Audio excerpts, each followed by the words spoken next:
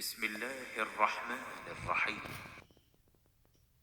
قل إن تخفوا ما في صدوركم أو تبدوه يعلمه الله ويعلم ما في السماوات وما في الأرض والله على كل شيء قدير.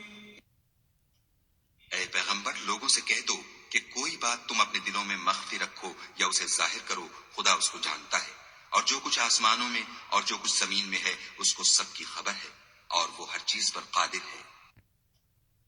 يوم تجد كل نفس ما عملت من خير محضرا وما عملت من سوء تود لو أن بينها وبينه أمدا بعيدا ويحذركم الله نفسه والله رؤوف بالعباد.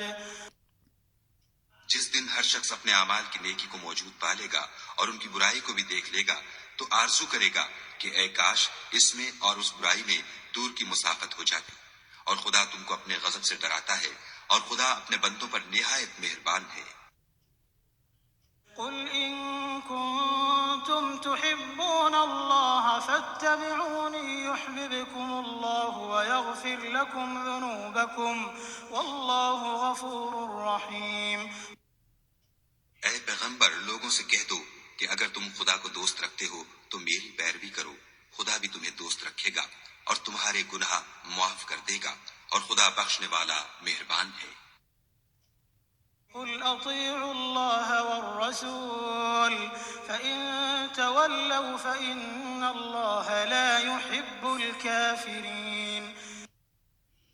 کہہ دو کہ خدا اور اس کے رسول کا حکم مانو، اگر نہ مانے تو خدا بھی کافروں کو دوست نہیں رکھتا۔ إن الله اصطفى آدم ونوحا وآل إبراهيم وآل عمران على العالمين.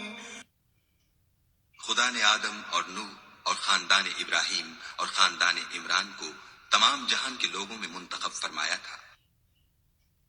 ذرية بعضها من بعض والله سميع عليم.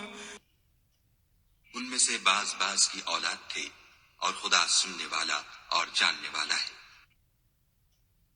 إذ قالت امرأة عمران رب إني نذرت لك ما في بطني محررا فتقبل مني إنك أنت السميع العليم.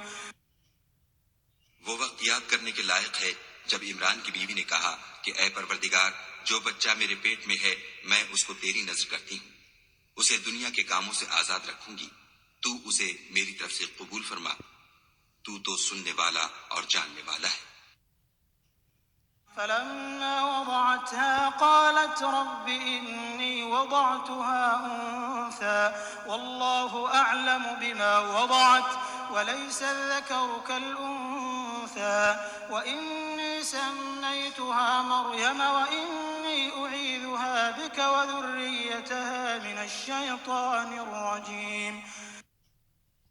جب ان کے ہاں بچہ پیدا ہوا اور جو کچھ ان کے ہاں پیدا ہوا تھا خدا کو خوب معلوم تھا، تو کہنے لگی کہ پروردگار میرے تو لڑکی ہوئی ہے، اور نظر کے لیے لڑکا موزوں تھا کہ وہ لڑکی کی طرح ناتمام نہیں ہوتا، اور میں نے اس کا نام مریم رکھا ہے، اور میں اس کو اور اس کی اولاد کو شیطان مردود سے تیری پناہ میں دیتی ہوں۔ فتقبلها ربها بقبول حسن وأنبتها نباتا حسنا وكفلها زكريا كلما دخل عليها زكريا المحراب وجد عندها رزقا قال يا مريم أنى لك هذا قالت هو من عند الله إن الله يرزق من يشاء بغير حساب. تو پروردگار نے اس کو پسندیدگی کے ساتھ قبول فرمایا اور اسے اچھی طرح پرورش کیا اور زکریا کو اس کا متکفل بنایا۔ زکریا جب کبھی عبادت گاہ میں اس کے پاس جاتے تو اس کے پاس کھانا پاتے۔ یہ کیفیت دیکھ کر ایک دن مریم سے پوچھنے لگے کہ مریم، یہ کھانا تمہارے پاس کہاں سے آتا ہے؟ وہ بولی خدا کے ہاں سے آتا ہے۔